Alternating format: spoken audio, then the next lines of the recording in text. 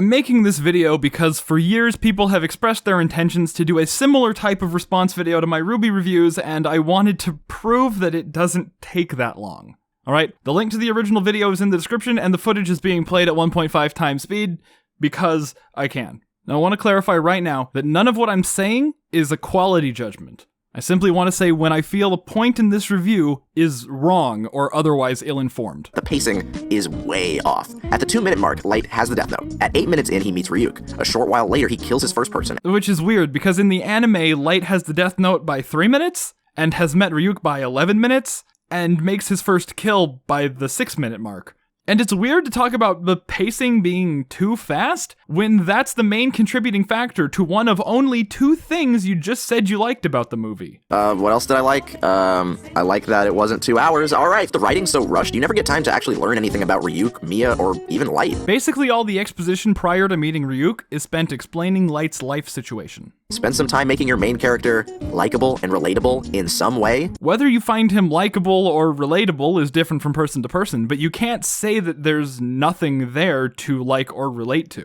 This is the first point in the movie, when you're gonna realize that the logic of this film doesn't really make a lot of sense. The point that the logic in the film is dumb doesn't really hold water. Light makes a dumb decision. His reasoning for picking this name is this. It also sort of means killer in Japanese, so if they're gonna be looking for him, it's gonna be on the wrong continent. And it gets immediately figured out. The name is an intentional misdirection. That's perfectly sound. And then he says that doesn't make you look very smart. That makes you look even dumber than Light.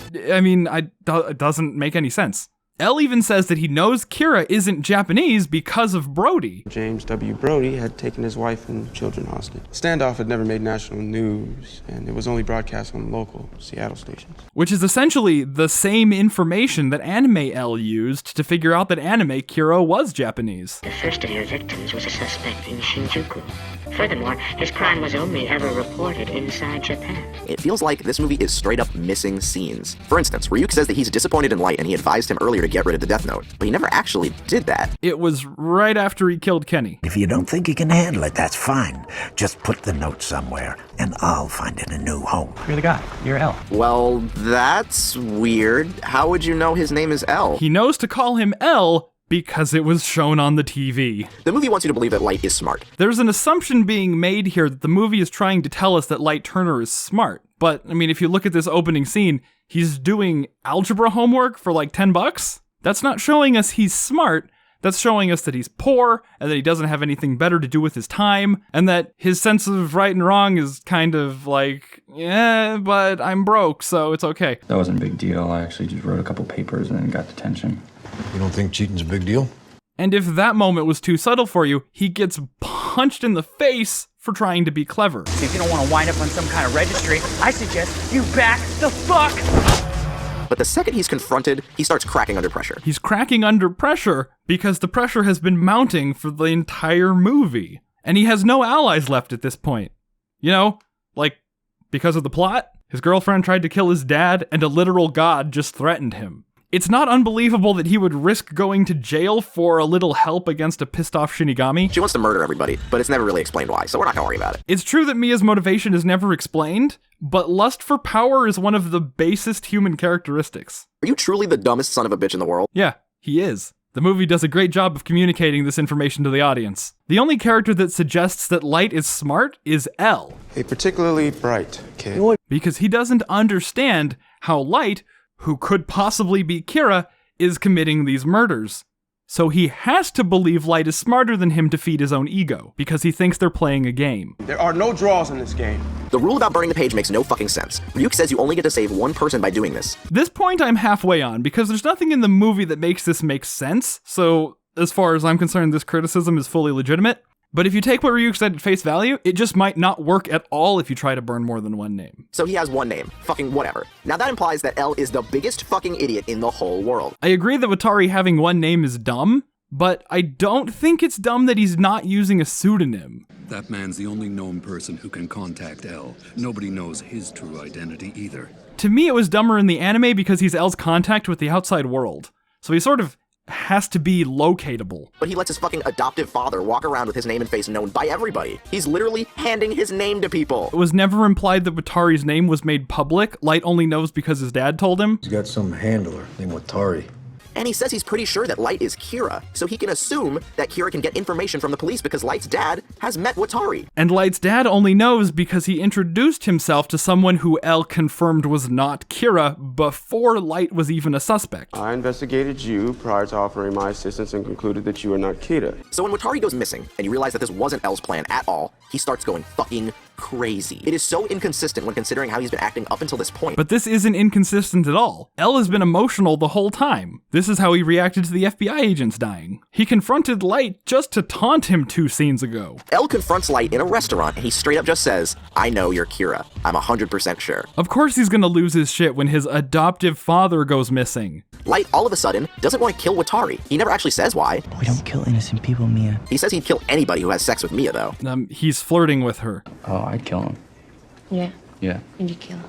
Yeah. Do you see how he changes the subject back on point when she continues to distract him? You kill him? Okay, yeah, but that is the exact reason why we can't kill people based on website rumors. He says he'll kill L, even though L hasn't done anything evil. Having a self-preservation instinct is not incompatible with not wanting to murder innocent people. What is it with people watching this movie and forgetting that emotional strain is a thing? Why didn't Watari finish what he was saying before he died? Because Light only wrote this. Watari becomes obsessed with revealing the true identity of the detective known as L. Did you just write in the death note, Watari finds the information and reads it to Light, but if anyone breaks in and interrupts him, he has to stop in the middle of his sentence and die. Ryuk could have interpreted Dealer's choice that way to fuck with Light. So anyway, a bunch of shit happens that isn't important. Nothing important happens? You said dealer's choice. Is that because you don't find it important that Ryuk flat out says why you were wrong about the last thing you said? You guys said that you need 7 days to pass the book on. What he says is that Light can pass the book on.